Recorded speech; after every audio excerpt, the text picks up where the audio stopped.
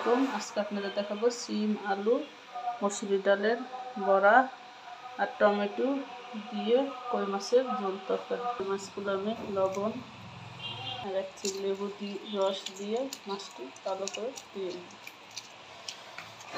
কষলিয়ে দিয়ে নিই। আমি লবণ আর লেবুর রস দিয়ে ভালো করে কষলিয়ে নিব মাছগুলো, তারপরে দিয়ে নেব।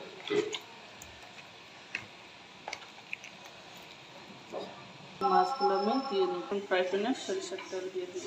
তেলটা গরম হওয়ার জন্য এগুলো দিয়ে নিলাম। এখন লবণ, মরিচের গুঁড়া, একটু ধনিয়ার গুঁড়া, একটু হলুদের গুঁড়া, একটু সরিষার তেল দিয়ে দিব মাছগুলোতে। ওই মাছটা ভালো করে মেখে নিব।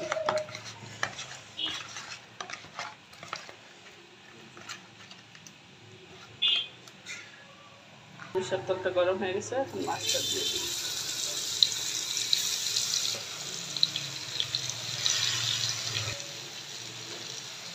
এগুলো মাছ এখন উল্টাই দিব।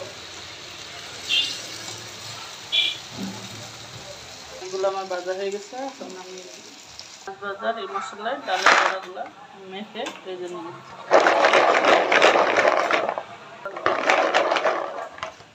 এখানে একটু লবণ দিয়ে দিব, দিয়ে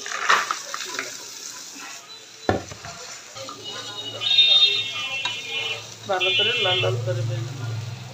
এগুলো এইভাবে লাল লাল করে ভেজে নিতে হবে। প্রায় ভাজা হয়ে গেছে, এখন নামিয়ে নিব। কড়াইটা গরম হয়ে গেছে, এখন সরিষার তেল দিয়ে দিব পরিমাণ মতো। সরিষার তেল গরম হয়ে গেছে, এখন অল্প পেঁয়াজ কুচি দিয়ে দিব।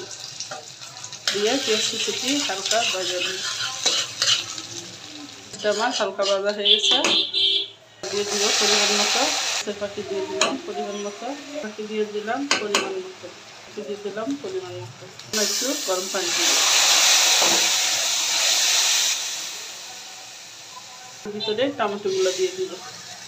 এই টমেটোটা আমি ভালো করে কষিয়ে নিব। টমেটোটি কষানো হয়ে গেছে, সিম আলুগুলো দিয়ে দিব। সিম আলু এগুলো আমি নাড়াচাড়া দিয়ে ঢাকনা দিয়ে রেখে দিই। ঢাকনা দিয়ে রেখে দিই। সিম আলু টমেটো এগুলো কষানো হয়ে গেছে, এখন ডালের বড়াগুলো দিয়ে দিই। বড়াগুলো দিয়ে ভালো করে নাড়াচাড়া দিয়ে একটু কষিয়ে নিব।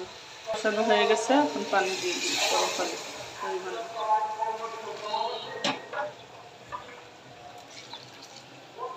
মতো গরম পানি দিয়ে দিলাম, এখন আর একটু লবণ দিয়ে দিব। 3-4টা কাঁচামরিচ দিয়ে দিলাম, দিয়ে নাড়াচাড়া দিয়ে দিব। আর একটু জিরার ফাঁকি দিয়ে দিব।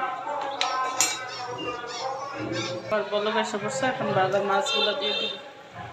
মাছগুলো দিয়ে চুলার আঁচটা কমিয়ে দিব, দিয়ে চুলায় বসিয়ে রাখবো 10 মিনিট। তরকারিটা ভাজা ভাজা হয়েছে, আমার তরকারিটা ভাজা ভাজা হয়ে গেছে। এখন উপর দিয়ে ধনিয়া পাতা দিয়ে এখন নামিয়ে নিই। কেমন দেখতে হয়েছে আমার তরকারিটা অবশ্যই সবাই কমেন্ট করে জানাবেন।